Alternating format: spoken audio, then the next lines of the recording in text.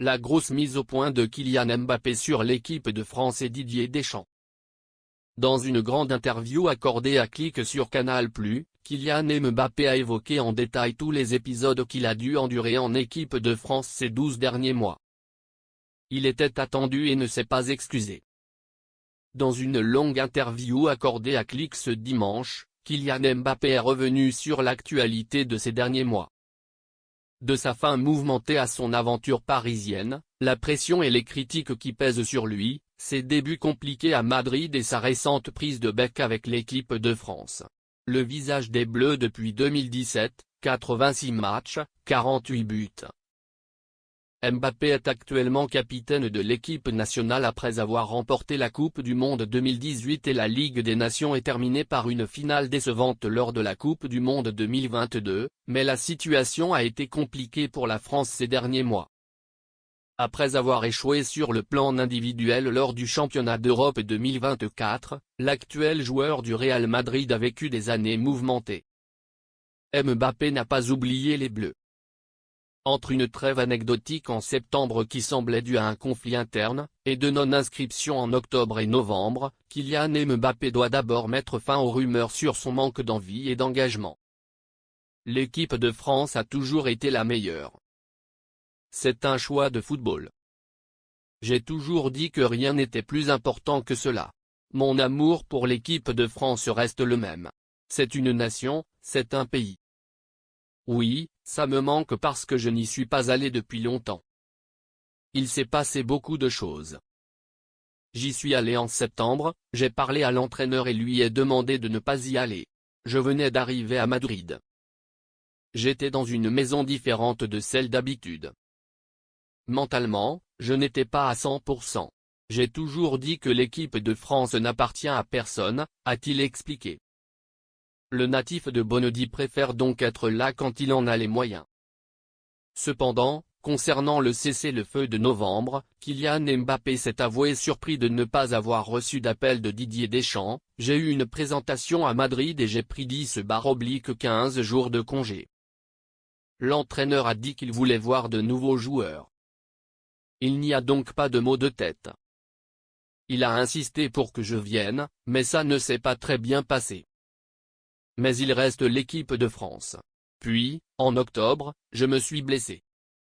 Je n'ai pas participé à ces discussions.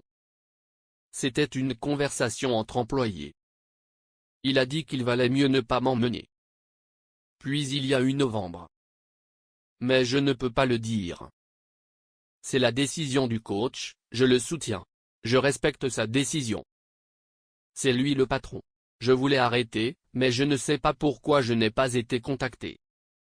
Son avis sur le brassard de Bruce suite aux démissions successives d'Hugo Lloris et de Raphaël Varane, le poste de capitaine est resté quelque temps vacant. Après des semaines de délibération, Kylian Mbappé a finalement été choisi, au détriment d'Antoine Griezmann, plus expérimenté. L'attaquant français, qui a une personnalité complètement différente de son prédécesseur, a évoqué la pression d'être capitaine. On me pose beaucoup de questions. C'est une responsabilité.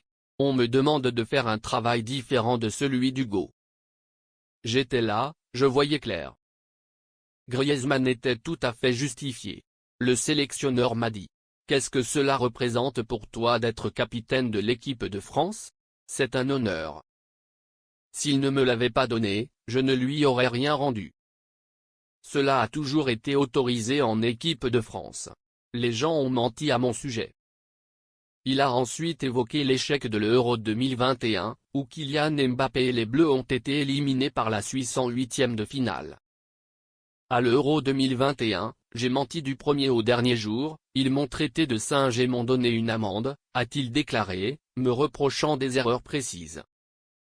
Mais c'est l'équipe de France, donc j'ai toujours fait de mon mieux. Servez votre pays. Parfois tu écris pour écrire, tu parles pour parler, tu écris pour te faire du mal. Alors vous l'acceptez, sinon vous risquez d'être malheureux. J'ai toujours porté l'équipe de France au plus haut niveau. Je l'ai exprimé du mieux que j'ai pu. J'ai levé le nez. Et on dit qu'ils s'en fichent de l'équipe de France. Oui, je suis concentré sur le Real, mais je n'ai jamais laissé tomber l'équipe de France. Retour à la question des droits de portrait.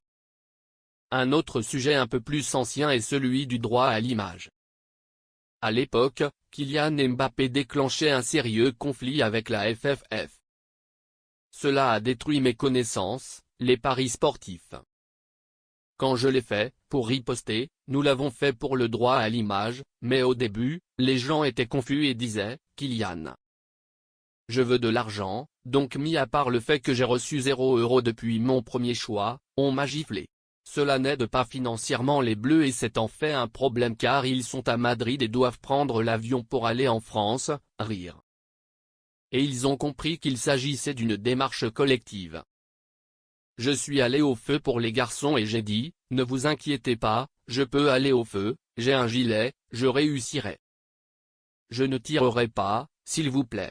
À noter, Kylian Mbappé avait refusé de participer à une séance photo programmée en raison de profonds désaccords sur le choix des sponsors, etc. Il l'a fait.